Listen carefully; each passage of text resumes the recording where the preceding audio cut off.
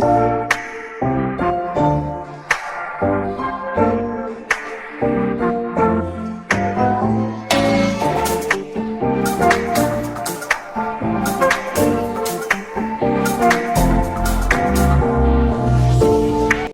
everyone. Welcome back to my channel. In this video I'll be reacting to your K-pop confessions. Thanks to everyone who took the time to submit a confession. I'm sorry if I couldn't include yours. I got over 100 responses, so of course I couldn't respond to all of them. Let me know if you'd like a part 2. Now without further ado, let's get started with the video. I once almost broke my neck doing IZ*ONE's Vllo and Rose's choreography. Yo, it's not funny. It's really not funny. I'm wheezing, but it was worth it, right? 'Cause in my opinion the best way to break your neck is to break it while doing the Vllo and Rose choreography.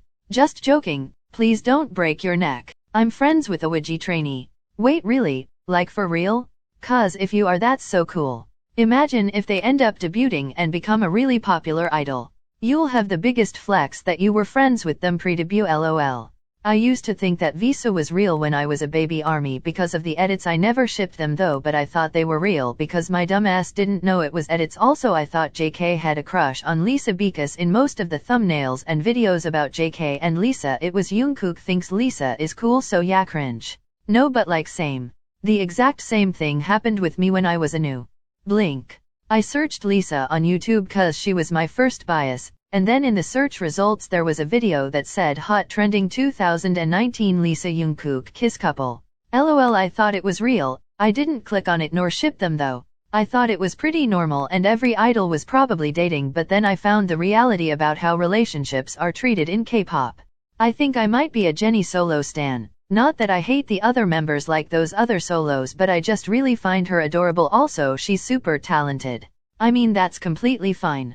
As long as you don't go out of your way to hate on the other members, I think there's nothing wrong with standing only one member, 'cause you can't always like every member in a group. I used to think for months that Momoland was Mamamoo and Mamamoo was Momoland. I even remember saying, oh yeah, Hwasa from Momoland. LMAO, I used to think that Mamamoo, Momoland, and Momo from Twice were all connected to each other in some way. But seriously, Boom Boom by Mamamoo and Egoistic by Momoland are such addictive songs. Ugh. I went through a phase of hating SKZ Hyunjin because of, wait for it, his long hair. Every time I saw him I'd be like, oh there's Hyunjin and his long ass hair. It was so stupid of me to hate him because of a hairstyle. Then afterwards I stan Stray Kids and he became my bias for a bit. Now Felix is my bias and I adore his long hair. So why would you hate someone because of their hair? Like, it's fine if you didn't like it on him, but why would you hate Hyunjin because of his hair? I'm glad it was just a phase though and you don't hate him anymore. But seriously, the reasons we hate some idols can be so stupid at times, and it's sad that for some people these aren't even phases and they regularly hate because of reasons like this. I was on a chat with someone, and I told the girl that if she biases Sunwoo, she needs to switch because Sunwoo is mine. She was telling me that Sunwoo isn't yours, blah blah blah. Then I went on to tell her that N- is the best group in the world with the best debut, so she kept telling me no, BTS is. And BTS did this for the group, BTS did that for text. She started talking mad shit about the group, how they're racists and bullies, and so I had enough. So I told her to die and rot in hell with BTS, and her parents should have got an abortion when they had the chance. I know, it's kinda messed up, and I'm sorry, that's not kinda messed up, that's really messed up. Why would you tell someone to die just because they have a different favorite group than you? TF. And they were right. Sunwoo indeed isn't yours and they have all rights to bias him. I really hope you aren't like this anymore, cause this is extremely toxic behavior. I think I played Alcohol Free so many times around the house, that even my siblings know most of the words to the song. That's me with pretty much all of Blackpink's songs, lol. My sister can probably recognize most of them by now. But like, yes, Alcohol Free, me and my bestie regularly sing Alcohol Free in class. One day I literally dared her to go to the fire extinguisher and say, I'm drinkin' you to it. My champagne, my wine, my tequila margarita mojito with lime sweet mimosa pina colada, I'm drunk and you.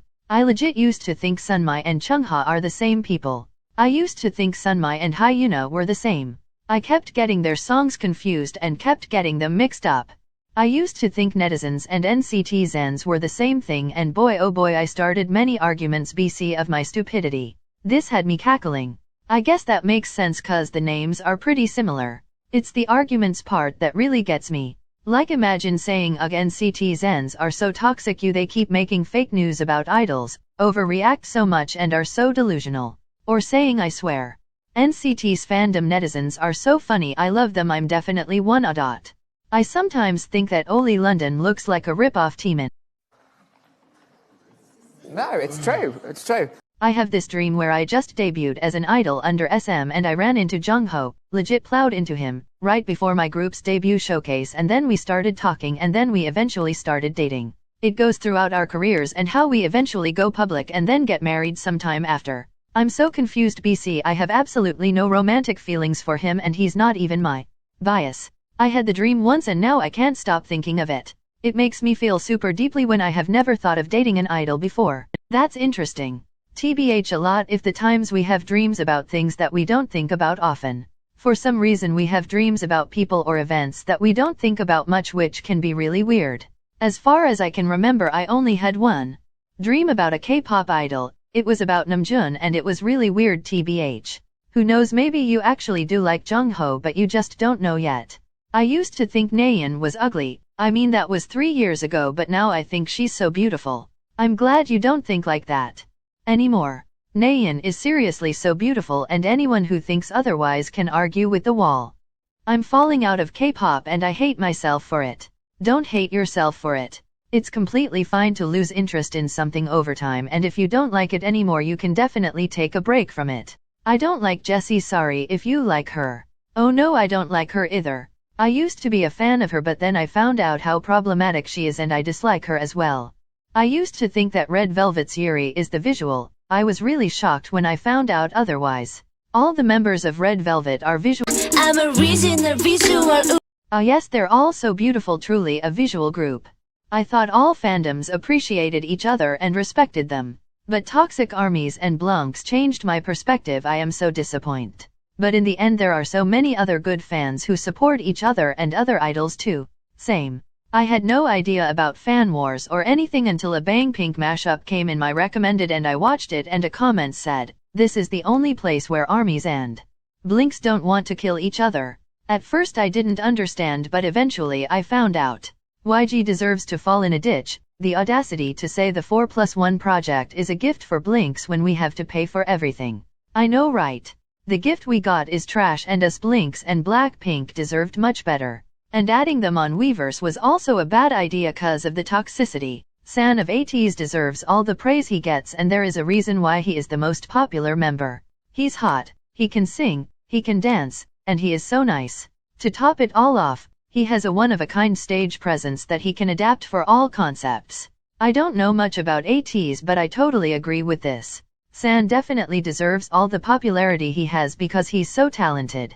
There's a reason a member is the most popular in a group and all the reasons you described explain why San deserves his popularity. ATEEZ overall are so talented and they're definitely a group worth standing. Mice and Engens are gonna be the new armies and blinks of the fourth. Yup, I think this is how it's gonna be.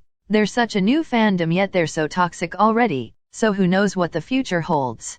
My friend said she hated Jimin from BTS and then I started hating him. I just randomly chose Jungkook as my bias but then after realizing that I literally always scroll to see JM's fan cams and didn't stop talking about him to my one friend, I was in denial. Now he is my ULT bias and second fave Suga. I'm so glad that you didn't keep hating on him based on someone else's opinion and biased him out of your own preference. This shows how easily others' thoughts and opinions can affect us, and that's why you should always be careful with your words.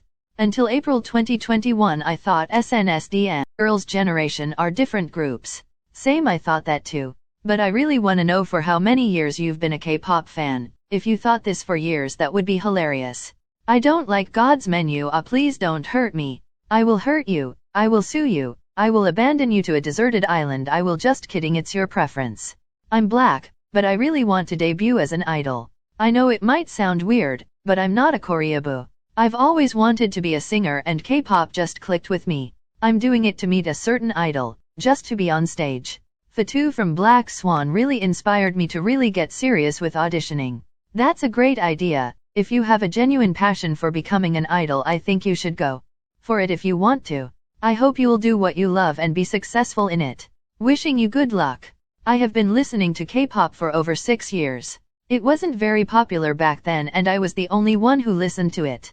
I used to get bullied a lot and found K-pop as a source of comfort, and now that K-pop is very mainstream I feel like I lost my safe space. I know it's very selfish but I can't help feel that way. I totally understand you tbh. When something gets more mainstream it somewhat loses its originality, and I understand why you'd feel like it's not your safe space anymore. There's more toxicity and it may seem more distant.